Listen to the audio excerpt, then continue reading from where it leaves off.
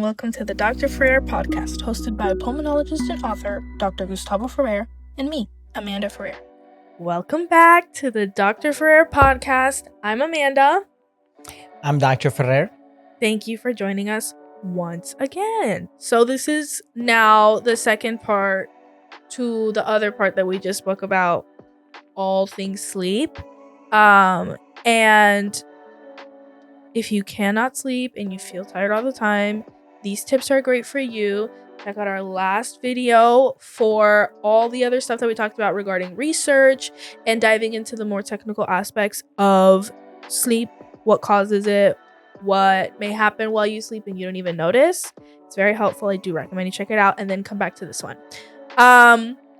But we found out in last episode that there are other forces that are working against you while you sleep and you may not even notice. And we did that and we explained it to you, and we're going to explain it to you even further. That's right. In this episode, we're going to be diving deeper into actions, things that you can do right away to help you have a better sleep, to help you create better habits that are going to be helpful, whether you have a sleep apnea or not, or you're waiting to get a study done, or you're speaking with somebody. Those are going to be simple tips that are going to be guiding all of us into a better habit of sleep. Right. And in the last episode at the end, you spoke about how in the culture, even in America, in the United States, also Hispanics, I would say, that it's being very normalized that you snore from a young age, from being really old, like sleeping on the couch, and you know that they're there because they've been snoring for like the past 2 hours. It is, at this point, I feel like a lot of people do have it and it has become more normalized.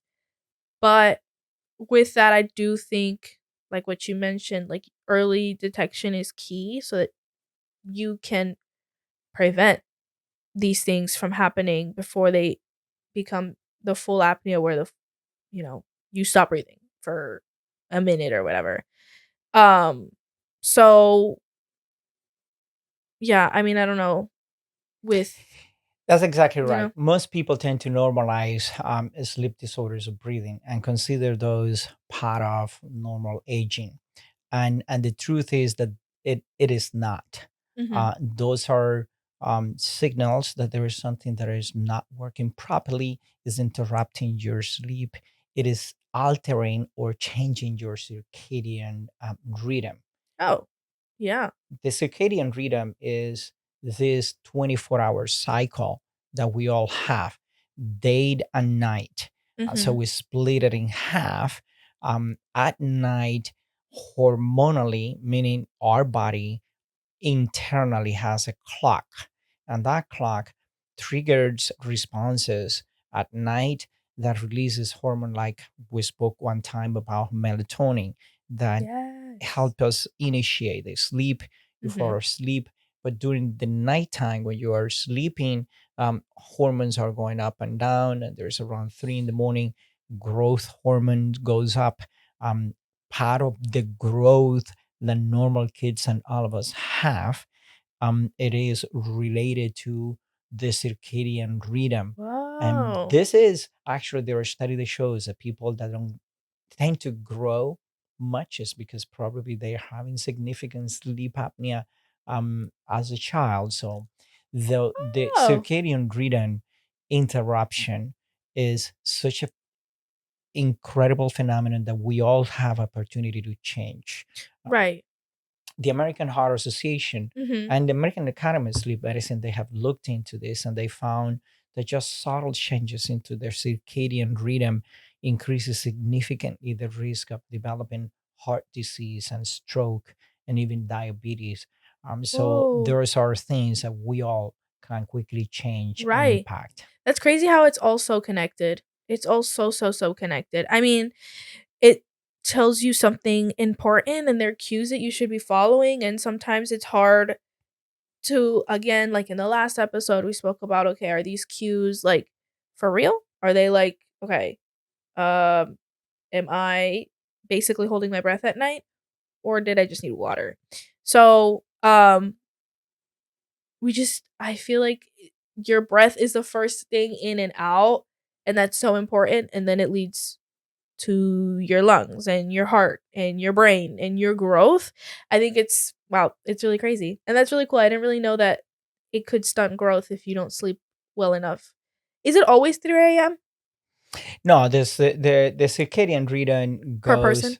It's well, almost every a normalized circadian rhythm Mhm. is the two parts between daytime and nighttime. Right. And we're going to talk about habits and things that we can do that have significant research backing that's up, Mhm. that can actually improve, beginning today, your Wow. circadian rhythm. So during the daytime, you must be awake functioning, and you do have hormonal flows that are responsible for your normal functioning. Mhm. um, Through the day, at night, melatonin begin to increase, and that's a signal that you need to initiate the sleep, and that usually must be between 9 and 11 p.m., let's put it that way. Oh.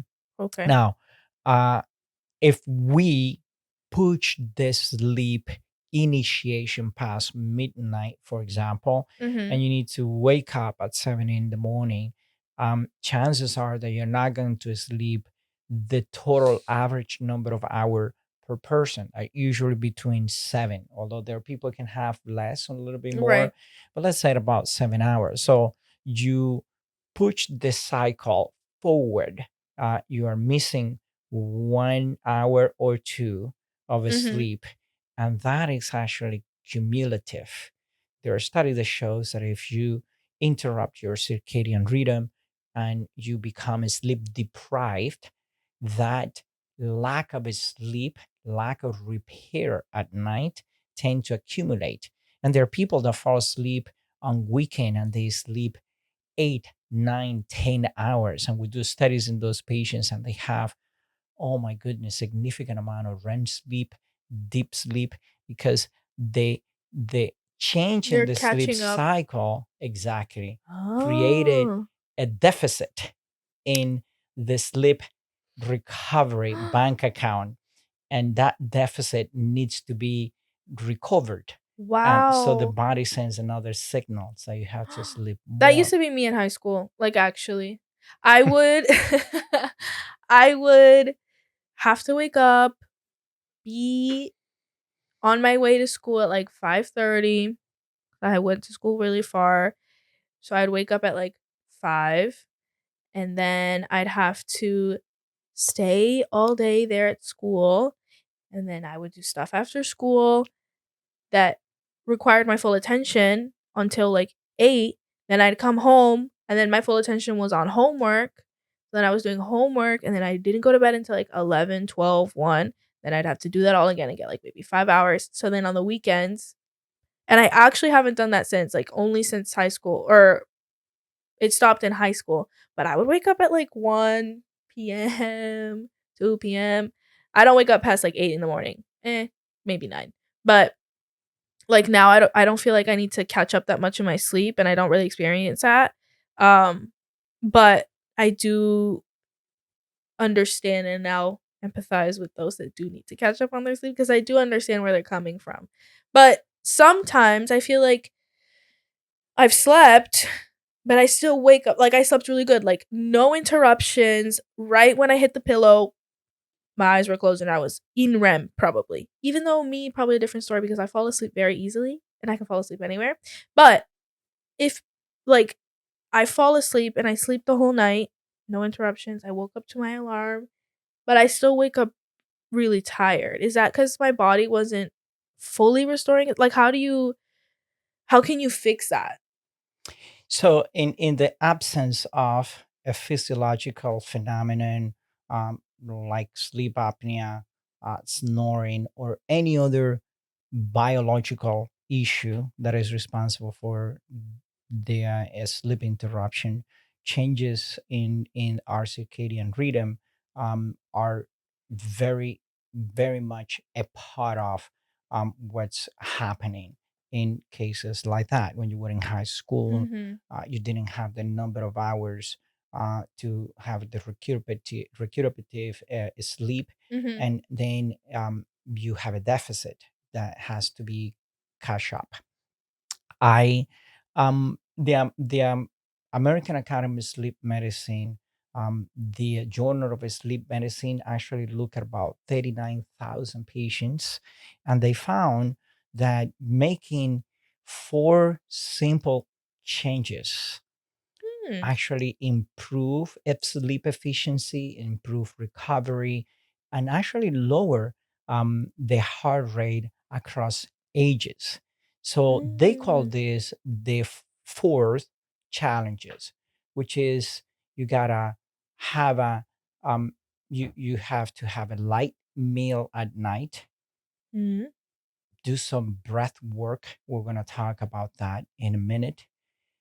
You do light exposure in the morning and light Oh. exercise. If you do those four things, you will be impacting your sleep cycle and your circadian rhythm, and you will Wow. have a much recuperative sleep. And it is important that you also allow your body to have sufficient number of hours for that Right. sleep, meaning you can do this fourth thing, but if you go to sleep at 1 in the morning and you got to wake up at 7 in the Right. morning or 5 in the morning, you don't have the total number of hours that are required for Of course. this to have an impact. Yeah. And I feel like that makes sense, and there's some hope for the people that struggle with this, that you don't have to go to a specific doctor and do this and do that, like overhaul your entire life just to figure this out. And I feel like these are simple steps that we can start now, even before you go to a doctor, and see what's going on and do a sleep study. And like, if these four things really help you, you don't even have to get to that point. And I hope, That's exactly right. you can deal with it now. Again, the research support that a pretty simple four steps will be number one, choose your own evening routine. Mhm.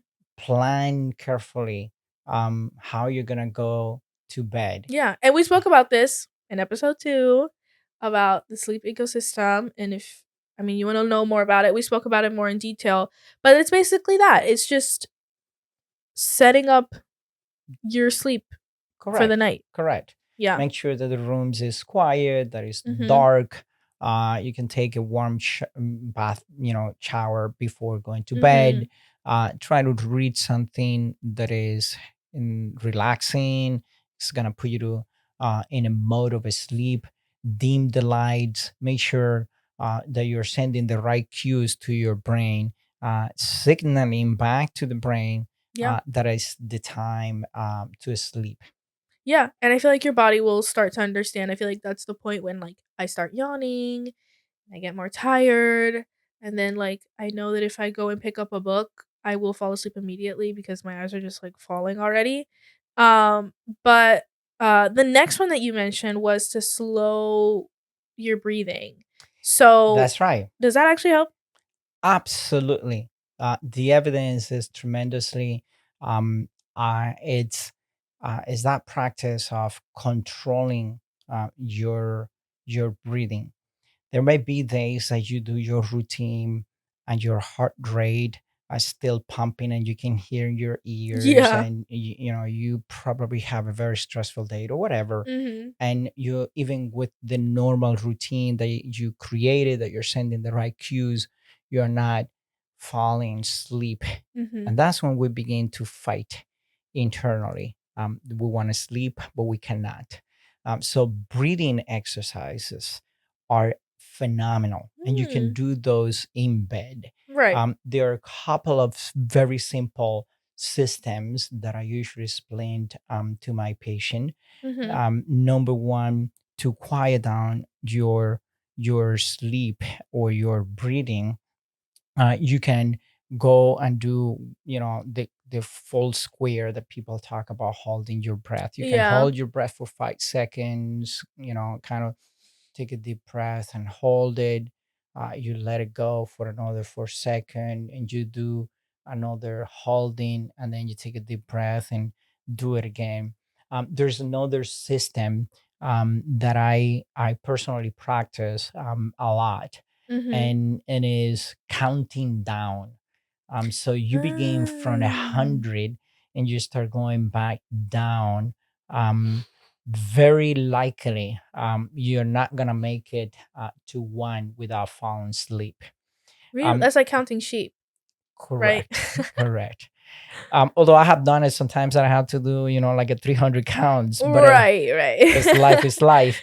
But most of the time, the process of counting down and making conscious your breathing, you know, Right, helps you slow down your breath, and that can help slow down your heart rate and get you into the physiological part of, getting into the proper sleep.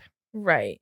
And, like, even with counting down sheep, that's or counting down in general, that's something that they do when you get anesthesia.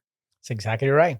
Is that, like, kinda the same thing? I It's the mean, same. even though anesthesia is, like, produced for you to fall It's asleep? induced chemical Induced, yes. process, but regardless, is the same principle. You're quieting down your breathing and allowing the physiological process of sleep and the hormones to flow and initiate that process. Right. The third tip that was part of this study is light exposure.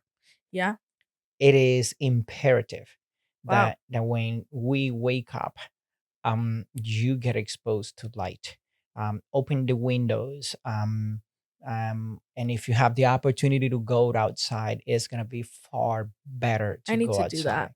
And if you live in the northern part of the country or the world, there are places, unfortunately, that they get a very dark winter time. Yeah. There are lights that are sold Simulating. simulating daytime that you can have at home, and those will be influencing your sleep circadian rhythm. So Wow. it's a very important cue to tell your brain that it's time to get up and go with life. So, and the next tip, it is light exercise. Yeah. Most people misses the value of exercise because we think it is all about going to the gym and hitting the gym really, Right. really hard. And it's not. You can Yeah. do a simple routine at home.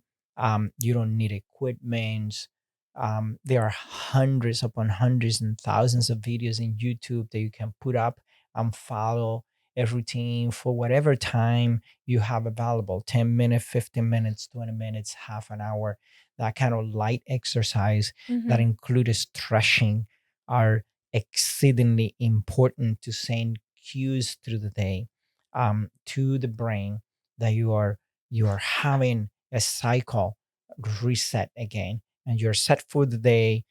You get tired and you go back in and you do your routine of setting for sleep. You prepare a tea, dim the lights, make sure that the room is dark, your bed is comfortable, make sure that the temperature is adequate.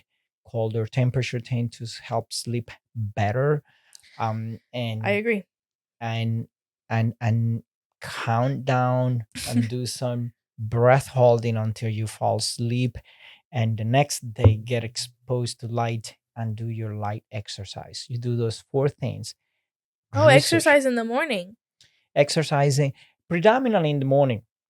Okay, but we Oh. want people to do it at any time Right, of through the course, day. of course. Okay, that was part of the study. Mhm. Okay, one thing that is important to say, there are evidence that shows that if you do your exercise past 8 p.m., can actually change or shift your circadian rhythm. So you are going to be excited for several hours, and then you're not going to be able to fall asleep at 10 or 11 p.m. Right. So that's the reason, Is that like most dopamine or whatever? correct. Right? There are Is that many what that? hormones that can be Yeah. responsible for that. That's the reason the best recommendation is to do that in the morning because you're gonna get energized. For It's the gonna day. help you, through the day. It's gonna take Makes away sense. some of the issues related to, stress and all of that. There are plenty value Yeah. in doing that in the morning. Yeah. I mean, I need to get on that. Cuz the days that I do wake up early and I'm like, "Wait, I have time to like go outside and take a walk." I do feel so much better. Like I actually do. Um, but it's just I feel like I'm in the group of people that I sleep really well at night, but I wake up and I'm still like tired and I feel like I want to stay in bed. If I were to stay in bed and not wake up at my alarm, I could fall back asleep even though I slept so good for the past 6 hours, you know? So you need to add into that quickly getting up and using the bed just for that sleep. Resend a cue to your brain, light exposure in the morning with light exercise, Yeah. and it will be transformative. You will see it. I know. I've been told. But I actually do. And there's a couple times that I have woken up earlier and I'm like, okay, yes, I have time for this. I slept really well and I don't feel tired. That doesn't happen that often. It's more like I slept really well and I still feel tired. But I do even the light walk. I feel like is super beneficial outside, fresh air. Now when it's cooler, it's so nice out. Not too hot. And the sun Just do it. and the sun yes. Nike. But the sun comes out earlier, which helps now with, oh, let me wake up and it's early. Let me take advantage of the day. I still go in at 9, so I still have that time to do all of that. Do it. But I know, I Do just need it. to do it. Because in the absence of sleep apnea, that I believe that you don't have it, I hope likely it's is better. this related to the circadian rhythm disruption Yeah. and those really normal cues that are exceedingly important to send to the brain so that you can have the full repair, Mhm. that your brain gets the amount of oxygen, that your brain gets the right cycle of hormone, that your brain gets the right cycle of repair, and you Mhm. don't have opportunity to develop early in life or at any time things like high blood pressure, which is Oof. strictly related to, it's very well correlated with sleep apnea, diabetes, Wow. heart disease, stroke, All connected. Parkinson, all of Ay. that, skin related disorder. Sleep apnea and sleep disorders can make people with psoriasis and some of the other things have flares up, have more issues. Whoa. So take care of your sleep. Yes. Make sure that you follow these simple steps that we spoke Super here. easy. Anybody can do it, everybody can do it. And make sure that if you still have significant sleep problems, Get it. seek a Help. Mhm. consultant, a physician that is specialized in sleep, and have the study done and look beyond, the normal things that are happening, and stop blaming yourself Yeah. and find those solutions because they're going to help you and they're going to make you more productive and you're going to have better opportunity to enjoy life. Yeah. I mean, you're my consultant, so I'll be coming to you. But if this was really helpful for you as it was for me because now I'm going to go and apply all of this, um please subscribe anywhere you listen to your podcast and share this with someone who wakes up exhausted. I know I may be getting a couple of shares of this episode because that's me and all my friends know it. Um but we have more helpful tips coming, not only about sleep. We've got a lot to talk about, so subscribe to hear more. Absolutely. We're here to help you. Our goal is to help you breathe better and have a more enjoyable life. Please make sure to subscribe and follow us. And thank you. Thank you for being here with us. Thank you very much. Thanks.